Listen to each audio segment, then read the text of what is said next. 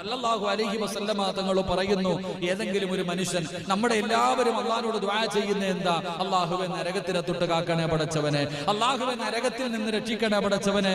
ഞാനും നിങ്ങളും എല്ലാവരും അള്ളാഹുവിനോട് ദുആ ചെയ്യുന്നവരാ.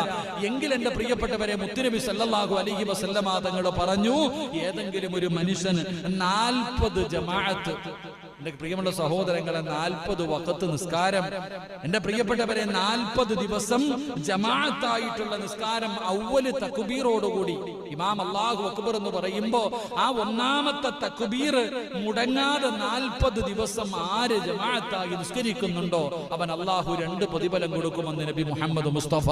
ഇന്ന് അവനെ നരകത്തിന്റെ തീ തൊടില്ല എന്ന് നബി മുഹമ്മദ് മുസ്തഫ. മുത്തുനബി പറഞ്ഞു, നിഫാഖ്, ലോക അള്ളാഹുവിന്റെ റസൂൽ പറഞ്ഞ കാപട്യത്തിൽ നിന്ന് അള്ളാഹു ആ മനുഷ്യന് സംരക്ഷണം കൊടുക്കുമെന്ന് നബി മുഹമ്മദ്